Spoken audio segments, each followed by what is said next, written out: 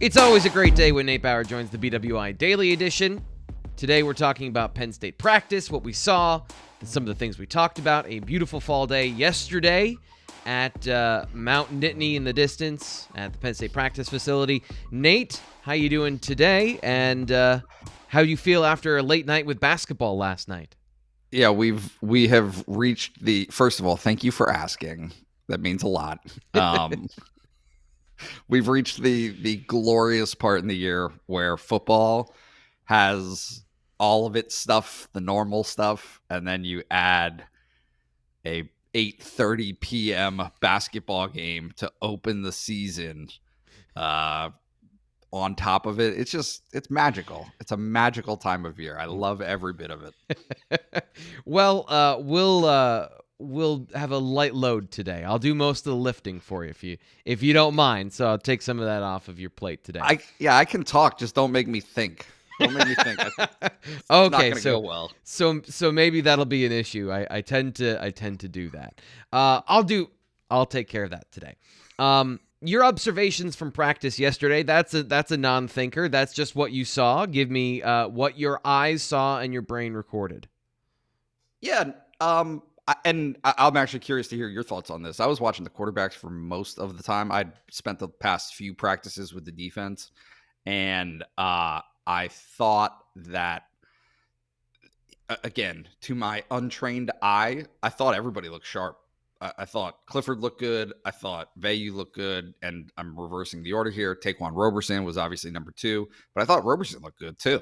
They're throwing on air. I get it.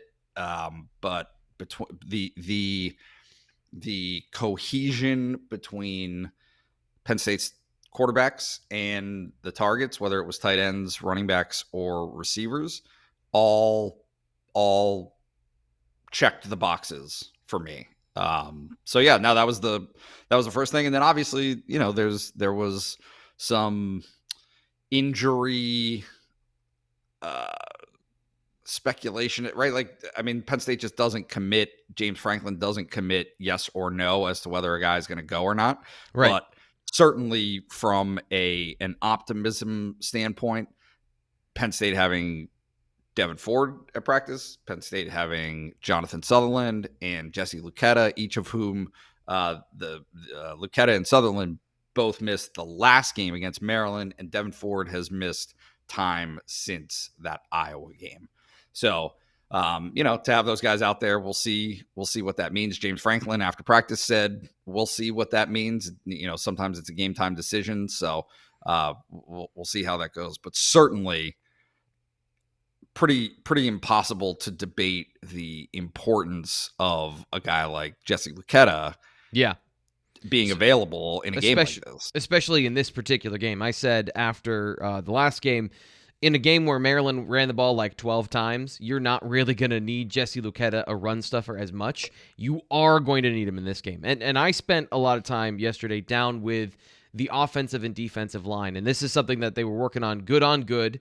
The pass rush, and especially you see here, stunts at the end. So bringing in not only pass rush to focus on that with the game they have coming up this weekend with the guys they have coming up, but also then some of the weaknesses that they've had over the season of you're engaged with somebody on the line of scrimmage and you need to then communicate, pass off, and pick up the extra rusher so that, Sean Clifford has the ability to stand firm in the pocket with nobody coming free. I can't remember from what I watched this week on film if that's a Michigan thing that they do a lot. I do remember some of it, but it's just so hard when the things I remember are just David Ajabo and Aiden Hutchinson just going around the edge. They can win straight, so that's one of the things where it is going to be a problem, because if they do get those guys bending to the interior, that's a matchup of Juice Scruggs, Mike Miranda, and Eric Wilson you want to have prepared, because if you're a tick off on picking up those stunts against those guys, Clifford, that is another potential your quarterback gets injured situation. So I was watching them do a lot of that. And then the other thing is Phil Trautwein. And we've talked about this a lot this week, Nate. People are very upset with the Penn State offensive line, and they're looking for a place to place that blame, that anger, that hurt. And, of course, the guy who's the coach Well, obviously it's his fault. And I just want to say this again. Having observed him at practice, and I tried to listen more this time because, it's incredibly hard to like make sure your video is focused and you have everything right there and also be in the moment. I tried to do that more this week. And every time I hear him coach, he's telling them the things they need in order to succeed. Get your hands inside. Lower your pad level. Drive. Don't just hit him. Bring your feet. Bring your hips. He's telling them the right thing to do. But Nate, you can't get blood from a stone sometimes. And to add on to that, what I think is important about that conversation is that the players are receptive to it. It's not as though right. So like you're saying, okay, well, he's saying all the things that they need to know. Okay, that may be true, but sometimes there's a wall, there's a synapse that doesn't fire, right? And they don't bridge that gap between players and coach. Well, this is the opposite. He is like beloved by these guys when they talk about him, the impact that he has had in terms of their perceptions of the game. They're to a man. Those guys all talk about how he has, changed their minds, opened their eyes. I mean, whatever cliche you want to pick, he has helped do that for a lot of those guys. And so, look, like you're right about talent, and you got to work with what you got for sure. But I don't. And James Franklin has said this multiple times. Certainly, nothing that has gone on this season has been for a lack of trying. Yeah. Right. There's no lack of effort there. It's just something I've been wondering is that the long-term effects of the offensive and defensive line in terms of missing an entire offseason of lifting. And this is not trying to create excuses or to try and retrofit anything, but really just kind of bringing into new light of, I was thinking about this week, and we're going to get into this with the Penn State running backs, but you can't I think people misunderstand what it is to be strong. You don't just decide to be strong. It is a daily decision to go in and lift and put your body through things that other people just don't. Like even on a casual basis, people that lift don't, go that hard. If you miss an entire cycle, and I would have to ask, help me out here, strength coach, just blanked Dwight on Galt. Dwight Galt. I'd have to ask Dwight Galt about the importance of stacking cycles year to year, not just the individual. They got back into it. They lifted this year. Is that having an effect on guys like Juice Scruggs that are athletic and strong and have that potential to be great? And Mike Miranda, who we've seen play with physicality in the past, but just some of that is missing this year. And I wonder if that is along the offensive and defensive line specifically. Missing those things is a problem. Now, the flip side is PJ Musford didn't have a problem. Derek Tangelo doesn't have a problem. Jesse Luketa doesn't have a problem. So other players don't have a problem at being strong. It's just specifically the offensive line. But the point being, if you don't have that built in, if you haven't worked on it and you don't have that talent of in your lower body, you're just so physically strong, explosive, and violent, you just can't do it. There's no fixing it in the moment. As much technique as you want to have, that's great. You can then position your body to open up gaps, but you can't physically move somebody if you don't have the ability to. Yeah, I mean, look, like a couple of things. One, it's hard. Like having a good offensive line is hard. Yeah. Anywhere, even the good ones. Yeah. I mean, how awesome was Wisconsin's offensive line against Arnold Ebiketie? Right. In the first game of the season. They're okay. They were okay as run blockers. They were okay. But guess what? It only takes 3 or 4 times a game to have a lapse, to have one person, right, who just doesn't get it done, who loses his rep, and it can change the game. It becomes this glaring issue, whether it actually is or not, because I think that, and to something that James Franklin has kind of been saying throughout the season, and I think that you would agree, the pass protection hasn't been bad. Yeah. I mean, for the number of reps that they're taking in pass protection, and the number of throws that Sean Clifford is making from game to game, I don't think that there are huge critiques to be made of Penn State's offensive line. I'm not saying they're perfect. Couple of them I do, but yeah, as a unit, yes, they have been good pass protectors. Yes. So that's one. The second point, and this goes back to what you were just saying about Dwight Galt.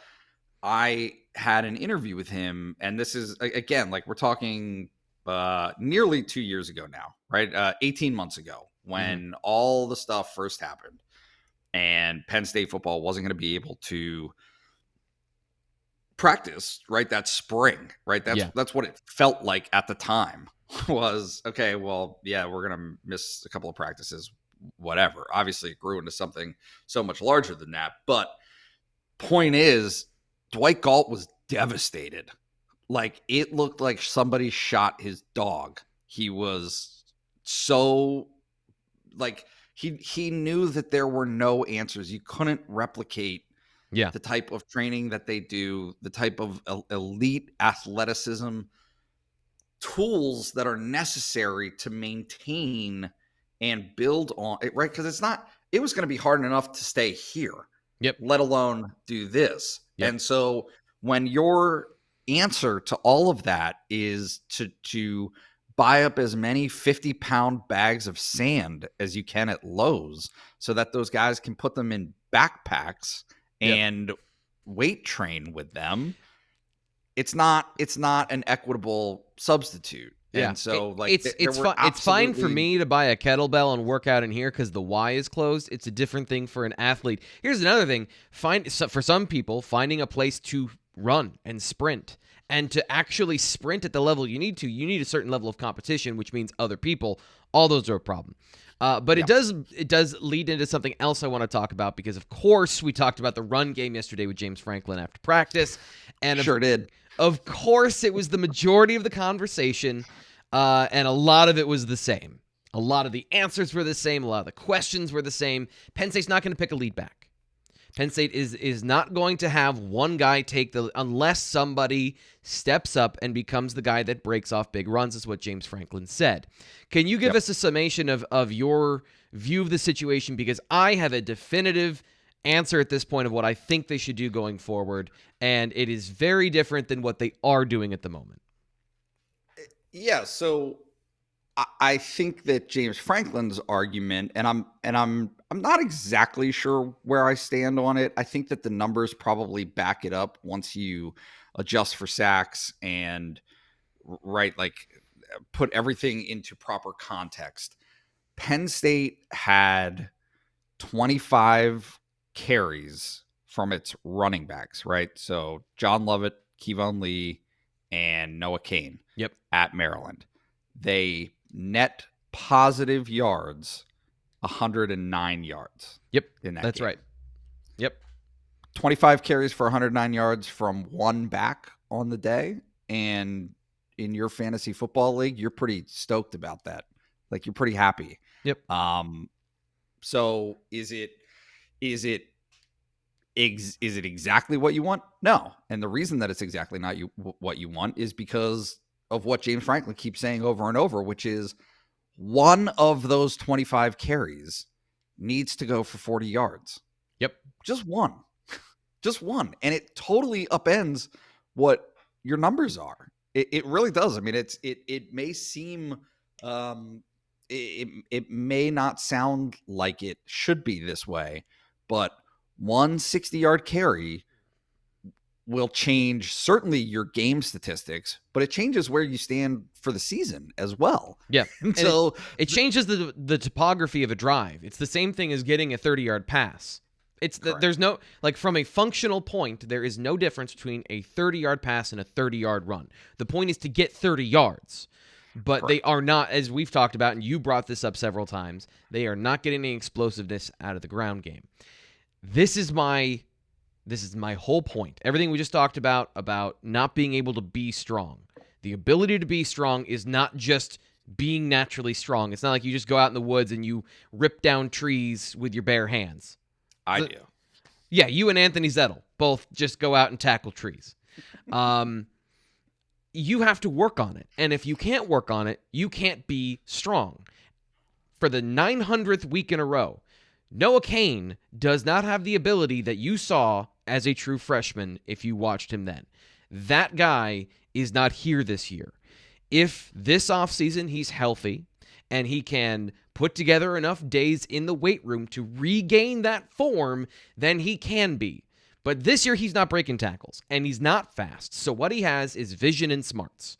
That doesn't get you 40 yards. So to me, there are two players, but I'm going to single one out as the guy that needs to get more than just 8 carries in one game because the decisiveness and the negative yards have eliminated from Kevon Lee's game for the most part. He leads the team in 10-plus yards runs. And over the last 2 weeks, specifically, it's a very small sample size, but he's averaged 3.91 yards after contact per carry. So he's generating that big back stuff while also getting you enough pop in the run game. Not 25 yards, but 10. So to me, the only way to get those 25, 30 yards, the only hope you have is Kevon Lee, because he does have the leg drive to break a tackle on a safety. Or John Levitt, who has the vision, and we talked to him yesterday. Really interesting conversation about how a running back should play. He's got the other stuff, the vision and the patience, and enough speed to do that. One of those two guys, maybe both of those guys, have to get more carries because Noah Cain, as smart as he is, as helpful as he is in the offense, there's just no way he's generating those yards. I think what's curious to me, and this is a topic of discussion ripe for debate, but if anyone had done it, this wouldn't be happening. We wouldn't be having this conversation. There would be no debate. They would make a choice. Like somebody asked him last night, and it's not an incorrect question to say, well, would it change your outlook if you wanted to go with one guy on a 2-to-1 basis, right? He gets two, whatever, right? A half a play or however you want to do it, but change the ratio. Right. And I mean, I thought his answer was telling. Literally, I'll quote it. When somebody makes it obvious that they're the guy, then they'll be the guy. Yeah. And that's it. Yeah. That is it. Is I know what you're going to say, that 8 carries for Kevon Lee is not enough. And he does that's not excuse me, enough of an opportunity for him to be able to demonstrate that. But look, at some point you're playing odds and you're playing percentages in both directions. And so, yeah, it's easy to say, okay, well, the likelihood of you hitting is dim, right? Like no running back goes for 10 yards a carry. That doesn't happen. Nobody does that. Doesn't matter how good the offensive line is, right? So you're going to have a bunch of 3-yard carries. You're going to have a couple of 8-yard carries sprinkled in. And best case scenario, you get an opportunity to rip a big one. Yep. That big one just has not happened this season. And I understand that, you certainly the argument can be made it's for a lack of carries, but how many carries does Lee have this season? I can pull that up right now. Let's see. He has... It's enough. I'm sorry, enough. I have this wrong. In the last 2 weeks, he has 14 carries. For the season, I gotta pull that up. I'll get that in 1 second. I guess none of these guys are gonna be the guy. None of them. Even Kevon Lee. I was not as high on him last year as a lot of people were because I saw his limitations immediately. Like the ceiling is defined, but in the parameters that we're talking about right now, of who can actually, there's an outside chance of him hitting those runs. He's the only one. That's what they're down to. That's what they're down to is that particular situation. And his problem early in the season were negative plays, putting you behind the sticks. You cannot have that when it comes to that situation. And that's what I asked James of. He seems like he's being more decisive and consistent. Is that what you're seeing from him? And James said, yeah, sure, sort of, but we want to hit home runs. And I just don't. They seem to be hanging on to Noah Cain being the guy to be the lead back and to be the guy that can do that. And that's my only assertion. That's my only pushback on that is I just don't think he can be. He leads them with 93 carries on the season. Kevon Lee has 56. So there is a gulf of 40 carries, which is like 5 games for this team when it comes to this situation. Yeah, look, I don't have any real objection to the argument in terms of distribution. My only pushback is distribution or not, the approach of needing to use multiple backs isn't going to really change. It's not. They don't have. They don't, and like sometimes I feel like when we get into a conversation like this, it makes it sound as like we're talking about the dregs of society, that there are right, like these guys have no talent whatsoever.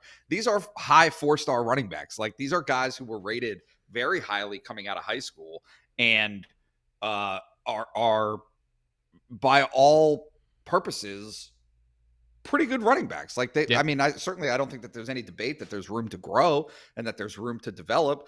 Noah Cain got hurt.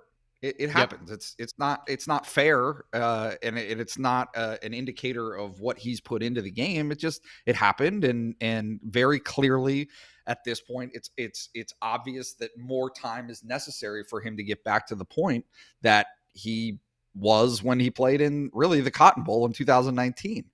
He hasn't had that opportunity since then. So there's that. But, somebody even asked about Nick Singleton next season. And Nick is very interesting to me because I understand what he's doing at the high school level. I understand what everything looks like in terms of what his possibility is, what his capability is. It took Saquon Barkley 6 games to be the starter. Yeah. Right? Like Akil Lynch kept that job for half of that season in his true freshman year. It is really, really hard. It is really, really hard to come in and immediately take over a job like that. And so I don't know that there are answers on par with a Travion Henderson. Like just not all of the pieces are going to align at the same time to make that a daily game by game occurrence for this team. But they got to do it. They got to do enough. Go ahead. Well, no. I was just gonna say. I mean, they just you don't have to hit on 5 a game, but you got to hit 1. Yeah, you just got to get there. And can I get you up to 2? Can I get you up to 2? Sure. So, and I think that part of that is the screen game. Yeah. Right. Like, I mean, I think that part of that they would count that as a run, is a dump off pass, what have you. But it's just an element that has been missing for Penn State for a variety of reasons this season, that it really comes into stark relief how important it is to making this offense go. There is one guy that I think has all of those traits, but currently he's redshirting, so we'll see what happens. What? On the roster? Yeah. Tell me more. You know how much I like Keziah Holmes. You know how, because again, it starts with speed. You need to be faster than people to run away from people. And he's a much thicker, bigger dude, stockier than Devin Ford. And the Devin Ford's a mystery so far this season as far as everything about it. We've spent 20 minutes talking about the run game when this is something I thought last night driving home. Same situation of this is the big conversation. So this is what we're talking about today. But there is a certain element of what's gone right for this team. Like what are the good things? We spend so much time talking about what's wrong that we tend to ignore some of the strengths of the team and how important those particular ones are. You and I talk about it quite a bit, but we never publicly, like with other groups of people other than you and me, talk about how good the passing game has been in a functionality standpoint and how they've been able to stay in and win games with that. So I just want to end this particular part of the conversation about yesterday saying that the running game is one thing, but it's not like they don't have the ability to win games other ways. They've done it 6 times this year, which is twice as many times as they've lost. I mean, I cannot get past this because when I see critiques of it, it makes me want to pull my hair out. It is tremendously beneficial to have a defense that allows 17 points a game. Yeah. It doesn't matter how good or bad your offense is. Getting to 17 is something that is possible for most teams. Yep. And when your defense is adding to that tally with some of its own points and some of its gifted field position opportunities, I mean, it's a huge difference maker. So, no, I mean, I look, Sean Clifford, when healthy this season, has been a very effective quarterback. Yep. That's the hard stuff. By the way, that's the hard stuff. That's the hard stuff is the quarterback thing. We'll talk about that with our preview, especially talking about Cade McNamara and what he does for the Michigan offense that I think is a little bit underrated. But the first thing I want to do, Nate, is I want to introduce a new series we've been teasing a little bit. We've done it a little bit, but it is now official because we have an intro. Oh, boy. I want to know what's on your mind. I asked for questions on Twitter. And we got a couple good ones that we're going to talk about today on What's on Your Mind, questions for myself and Nate Bauer. Our first question is, and this is one that I wanted you specifically to talk about because I think you might have a good insight here. And it's not something that I particularly have a good read on from a football standpoint. Did the financial limitations lead to Ricky Ronnie being hired as the offensive coordinator after Joe Moorhead went to Mississippi State? And what about Matt Limegrover? We'll skip that part for now, but did James really want Ricky Ronnie, or is that what he could afford? Because I do agree with this last part. The decision there is showing up big time this season after wandering through the desert like the Israelites to find a new offensive coordinator over the last couple of years. How do you think that played out from a financial versus a football standpoint? So is the argument that you're making that the recruit, right? So like the players that are on the field. So I think that I understand, okay, this is the trouble with going through 3 offensive coordinators in 3 years, or whatever the number is. There's 2 parts of it that I kind of want to focus on the reasons why Ricky Ronnie was hired, because I find that to be the part that is interesting, because I do think that the development of those players at that position of Sean Clifford was stunted by not having a quarterback developer that I think was consistent. I wasn't overly impressed with Ricky Ronnie developing the techniques and abilities of that position. And then B, going through so many guys before you get to another one. But for the reasons why he was hired, do you buy the whole idea of getting assistant coaches' salaries was the reason they went with Ricky Ronnie, or was it something different? I honestly, I don't know. I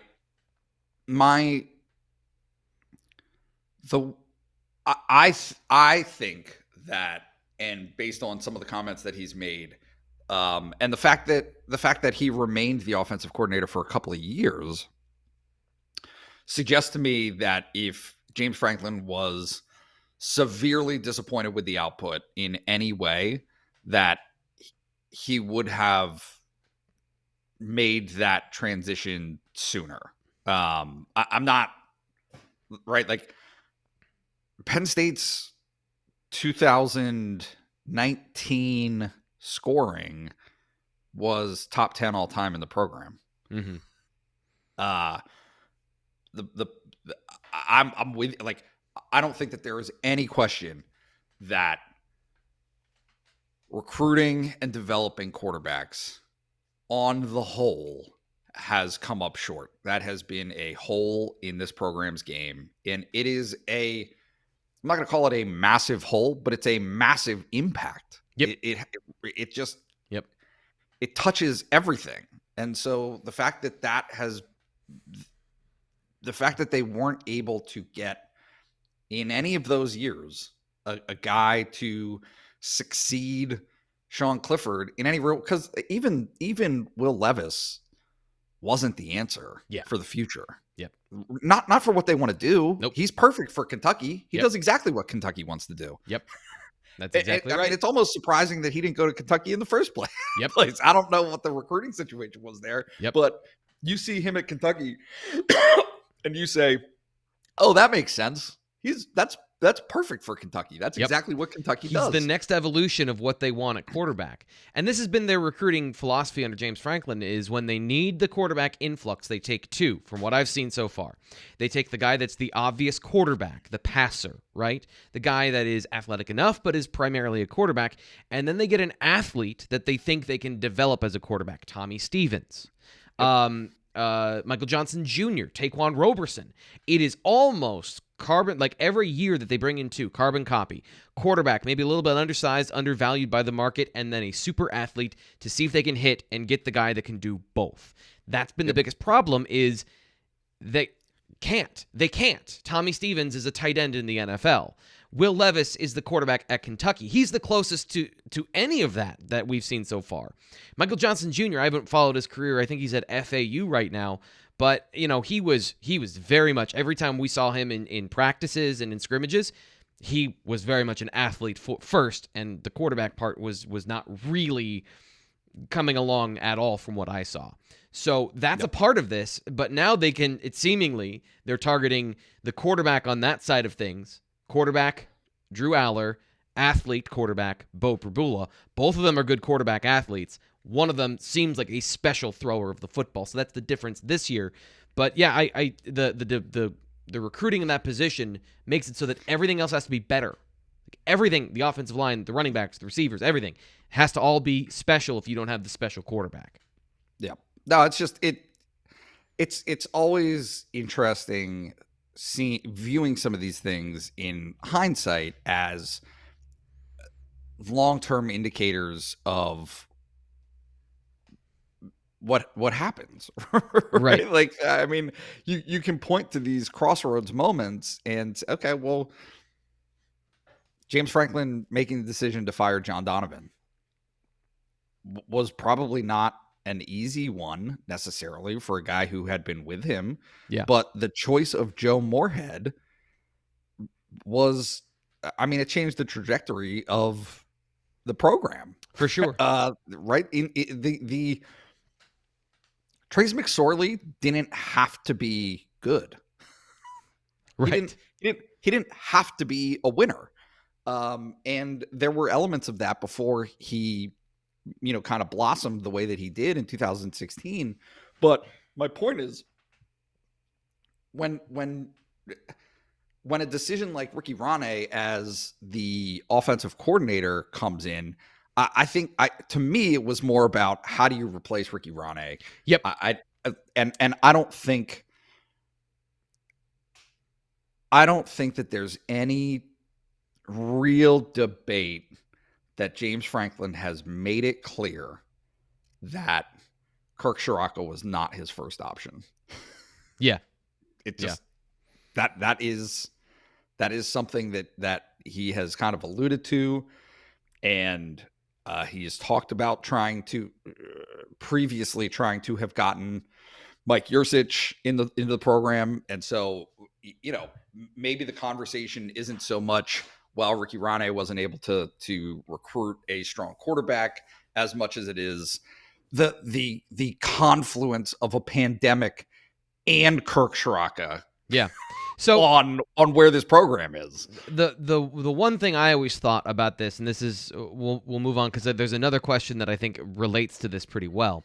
I always said that the most important hire that James Franklin made was Joe Moorhead. That's not my opinion. That is I think a ubiquitous one across all opinions of this program.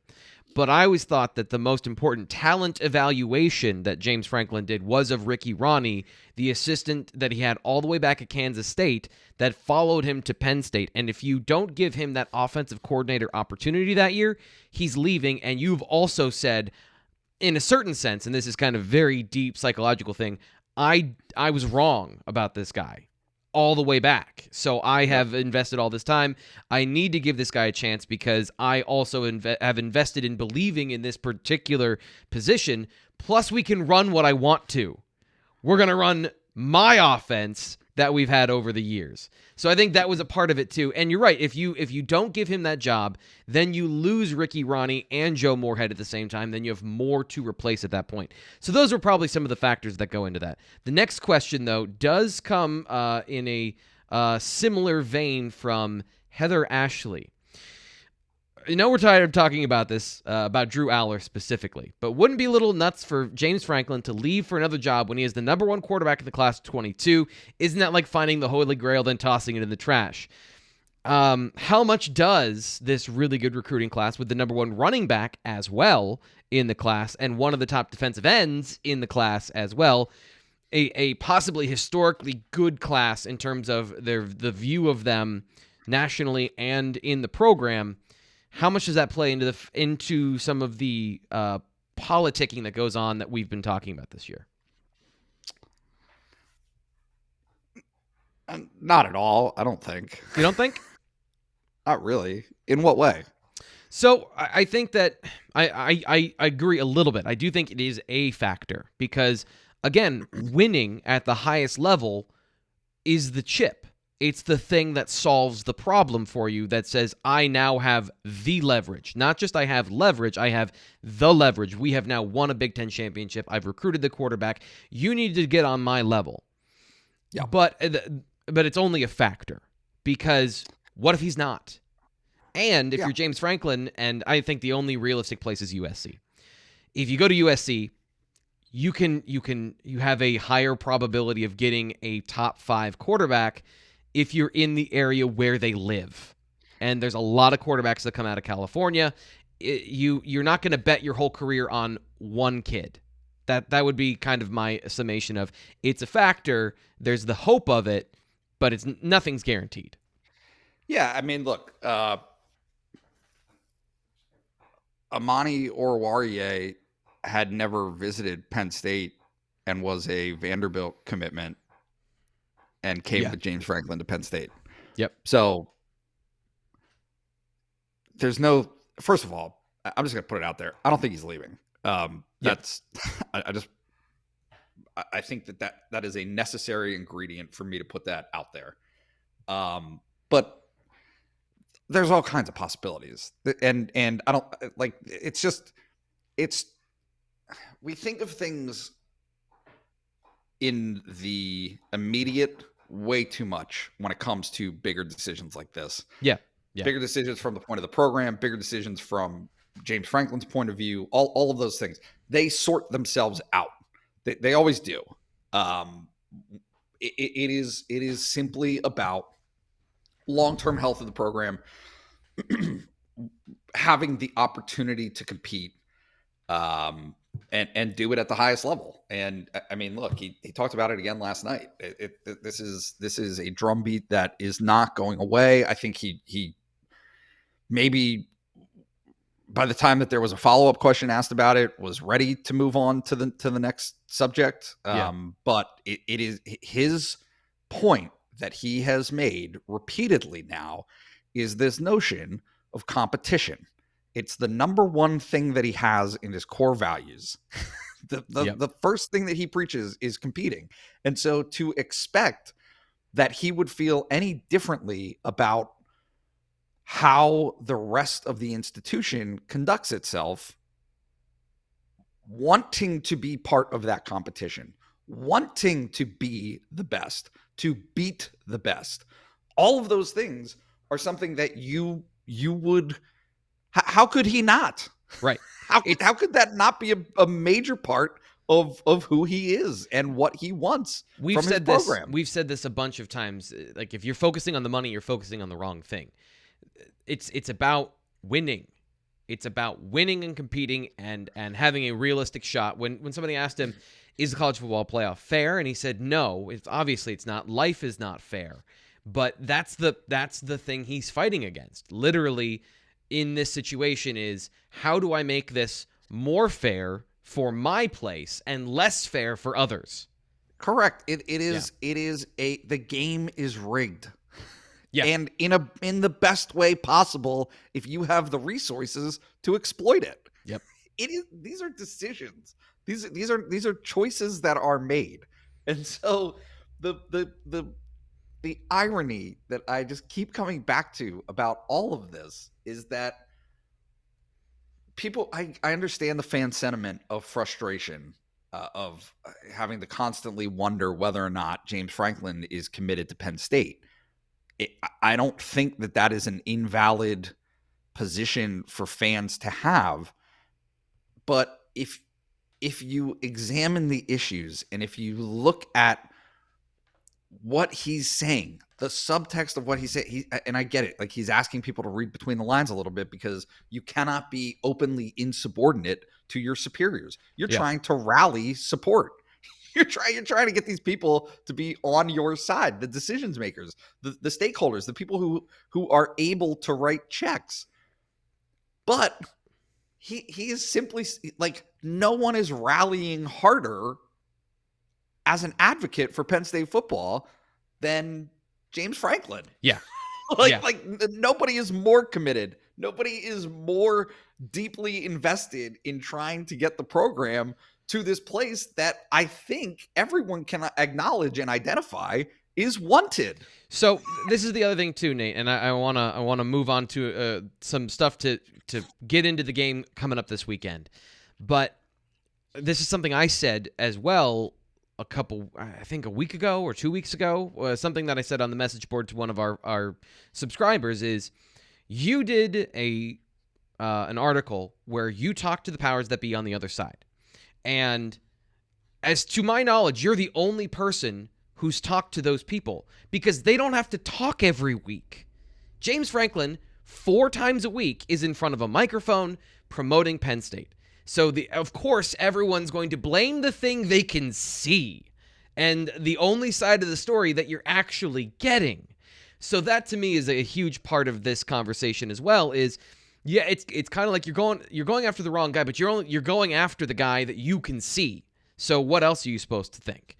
This is one quick one from Mud Dog on Twitter. How many players go in the first round? There better be one. If Jaquan Brisker is not a first round draft pick, then it is a rigged system. I will believe that it's a rigged system in the NFL draft against Penn State defensive backs, because he has done literally everything you can ask for other than have he just hasn't gone to the combine yet. He's put stuff on film in the box, deep, in single coverage and zone coverage. I think he should be a guy that the NFL wants for his versatility and his explosiveness. So if he's not a first round pick, I will entertain the talk that it is rigged against certain schools that have a stigma. Last question here goes into the game. Is Clifford going to get some more running lanes up through the middle of Michigan's outside pass rush? How much of an effect does Hassan Haskins having to carry the full load play in this game late? Nate, I'll give you the floor. Clifford's rushing. Go. Those are 2 very different subjects, right? Just so I'm reading this correctly. Yes. Somebody asked 2 questions at the same time. Okay. And by the way, we do that all the time, so I was not going to penalize him for doing that, because media people ask 5 questions in one question. So yeah, I got a question and a follow-up, and the follow-up has nothing to do with the question. No, I think that I mean, it remains a very important piece of the game to me, because I think, like, we're going to talk about Hutchinson, and we're going to look at the game in that context. But Ohio State had some pretty good defensive ends too. And guess what? They won the game for Ohio State. Like, that's the bottom line there. So my question is how much different is Sean Clifford health-wise today than he was for that Ohio State game? I don't have an answer for that. I mean, certainly I think that you would say it has been a steady trajectory back to fairly good health. Yeah. But those make a difference. Not getting on plays that aren't free shots to his blind side. He's got to step up and make a play. He's got to be able to escape that collapsing pocket and get out of that jam. And he wasn't able to do that for a couple of times. It only takes a couple of times. He wasn't able to do that at Ohio State. It ended up costing them pretty badly. So this is something I was accused of skewing some stats here because of the pre and post injury being a dramatically different amount of time. I think that's fair, but there's things that go into this as well. There was no need to scramble against Maryland. Either the throw was there or they brought 7 people. So that was really the situation against Maryland. Against Ohio State, it was kind of the same thing of what you just talked about of the defensive ends were collapsing, but again, they were sending 6. There were no running lanes available, and when there were in both games the last 2 weeks, he opted to stay in the pocket. That's a big thing. And of course, against Illinois, he was injured and did not scramble. One big thing, and this is something that I brought up again earlier this week, was that even on his scrambles, he's been holding the ball for a shorter amount of time. So I do think that the injury has affected him, but this is the game he has to be full health for that question. Back to Steve's question, there is no mitigated version of Sean Clifford that's going to win this game. And I said the same thing about Ohio State, and it sort of proved to be true that you can't have a mitigated version of Sean Clifford who can't run. So the major places you run are against single man coverage with either a spy or 2 deep safeties. That's where you have the most room to run. That's where he's done his most damage. And that's what I was trying to preface this with. Previously, there was no need for him to run or there was no place to run. There will be in this game. So he does have to make some of those plays happen with his feet. And as far as the Haskins carrying the full load, I don't think that that's necessarily the part you should focus on. It's the lack of explosiveness from Blake Corum. He's an explosive, fast runner, and having just 1 fewer of those, if that's the case for Michigan, it's a big deal because that's their offense. That's an if, not a certainty. If. Yeah. What Clayton Safey said yesterday on the BWI Daily Edition. Check out that awesome interview with him. He was great. Also part of the On3 network. So if you want to sign up for On3, it's just $1 at Blue White Illustrated. $1 single gets you 12 months of access. So if you sign up, I'm not saying sign up at the end of the season. I want you to sign up now. But just let's do the math. You sign up Saturday, right? That means you get all the way through till the third to last game of next year for $1. So you get 2022, basically the whole season for $1. So sign up now. Link is in the description of the video. There's no reason not to do it. Going into the preview of Michigan. I asked James Franklin this yesterday, poorly, but a good quarterback. How important is a good quarterback that's a veteran that doesn't make mistakes when it comes to what you can do against him defensively? I think that's going to be the major story of this game is 2 veteran quarterbacks that don't make a ton of mistakes. Even Sean Clifford doesn't make a ton of mistakes. And how do the 2 defenses react to them and what do they do? What is your thought on just in general those 2 guys? Who would you say is the better of the veteran quarterbacks? Oh boy. I don't know. I mean, it certainly seems like McNamara has been fairly effective for them this season. And when I say effective, I mean the same thing that I can't help myself. Doesn't lose games for them. Yep. Right? It's not about winning games. It's can you not lose games?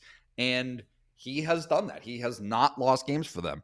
Now, I have a bias and a skewed perception from him throwing into double coverage when they could have won that Michigan State game. There was still an opportunity to win that game for Michigan, and he got picked off, and that was the game. So, yeah, I mean, I think that there are some opportunities for Penn State to, if it's a tight game, then all bets are off.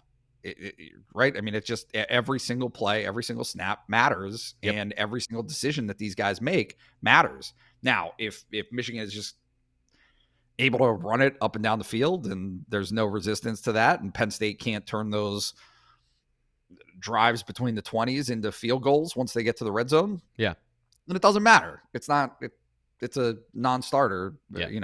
Penn State just loses. But this is going to be a lot like the Wisconsin game in that aspect. Totally. Totally. And I think this offensive line's a little better, but they're just okay. I still think that they're just an okay offensive line. But the quarterbacks, to me, because you're right, not making mistakes is what Cade McNamara does.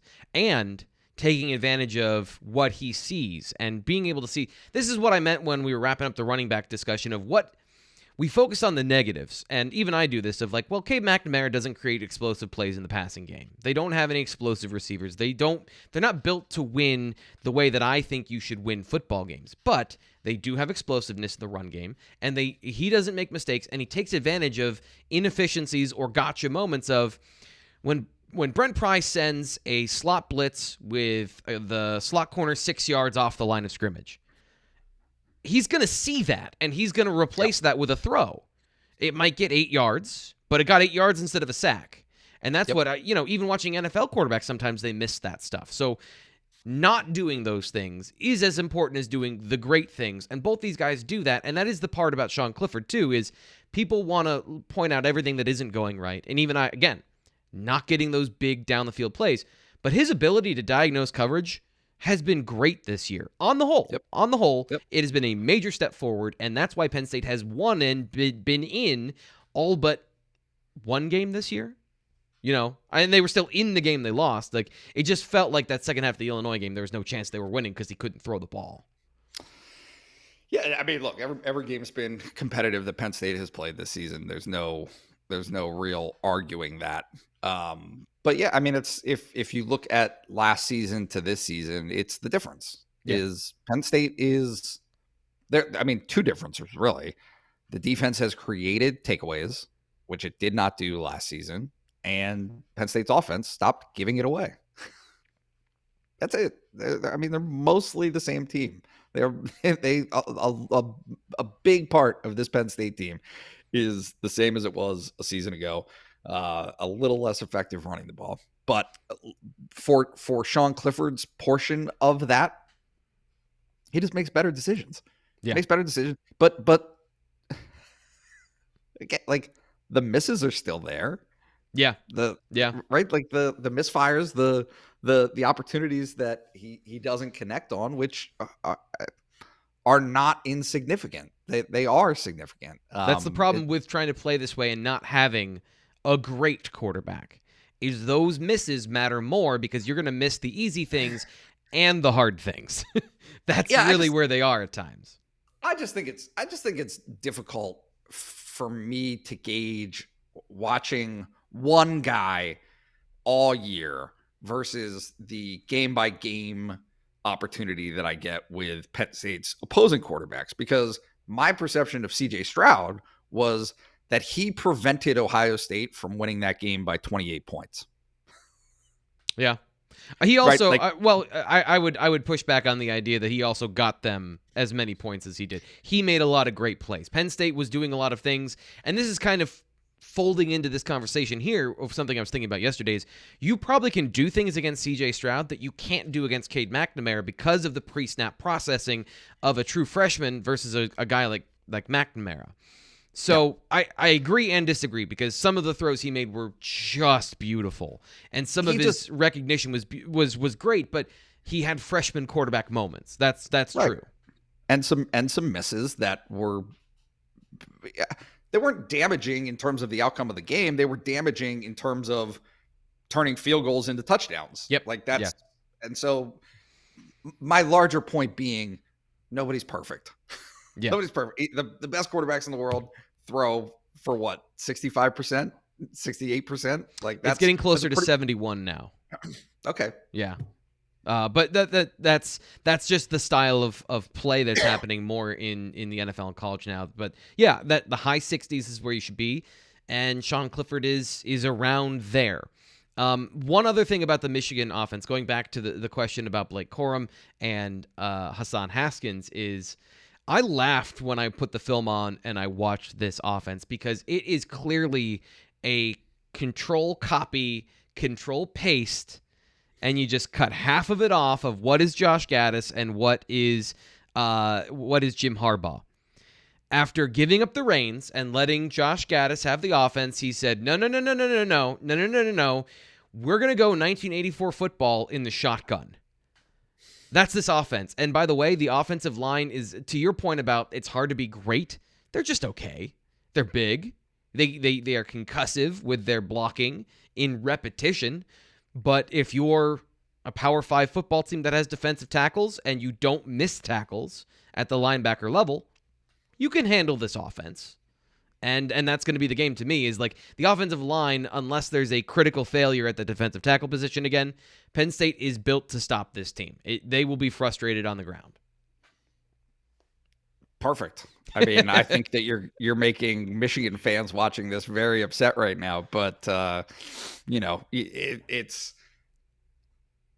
I think that there are some questions about who and what these guys are. I mean, Clayton Sayfie said it. Like, this is gonna probably be the toughest defense that Michigan has faced so far this season, and so that's always an interesting dynamic to me. Is how much do you know about the team that you cover, and how much does the other team know about itself when it's a strength on strength situation? Because I don't really see any other way to frame this game in terms of Michigan has been very good running the ball. Yeah. Penn State's been very good stopping the run. So, and this is why I asked James Franklin this last night, is watching on film, I don't know that their tackles are particularly great against athletes. And Jesse Luketa that's why his health in this game is critical, because tackles for loss gets this offense off schedule. And while Cade McNamara can get you on schedule sometimes,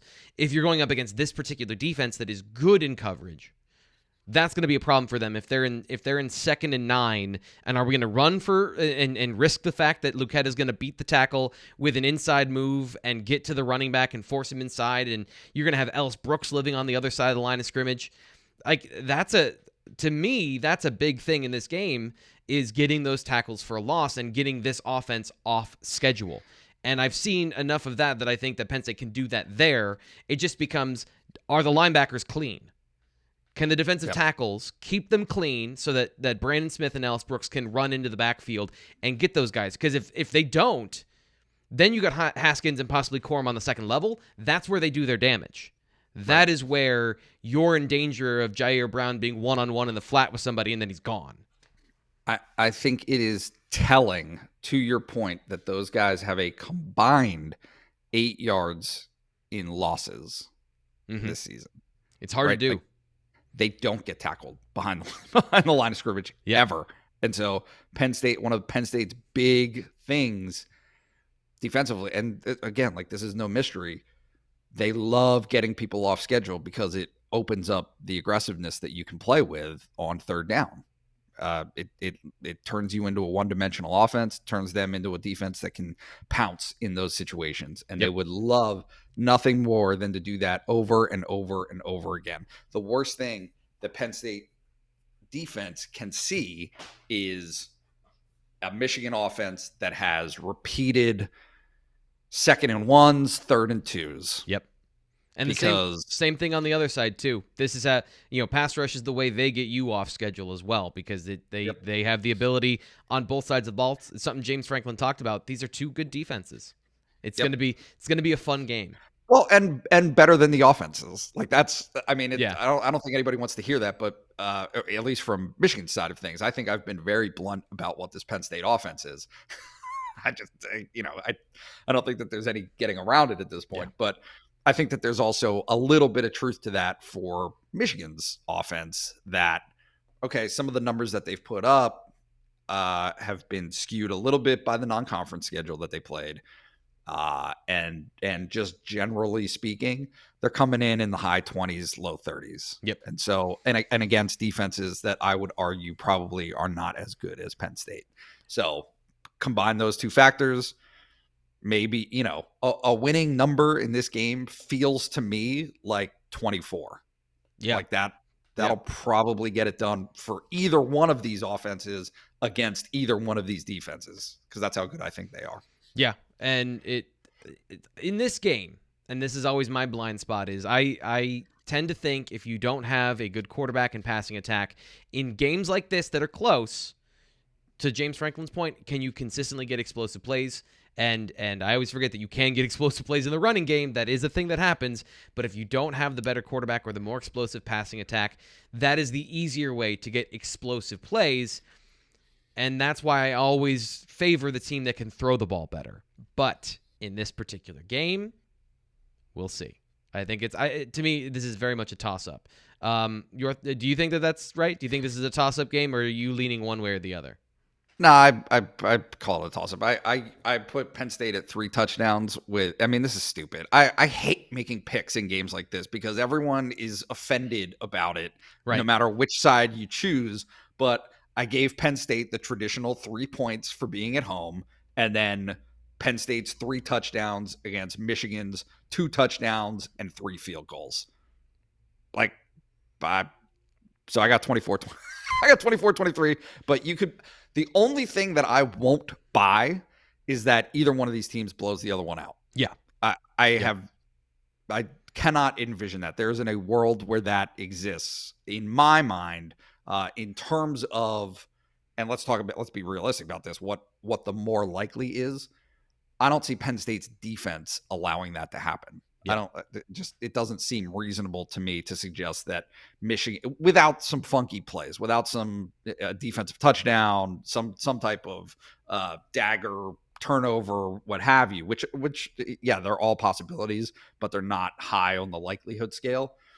So yeah, 38-17 does not feel right to me. But I want to wrap up by saying that I think this is going to be a great game and a fun game. Me too. But as I said earlier, running offenses are super boring.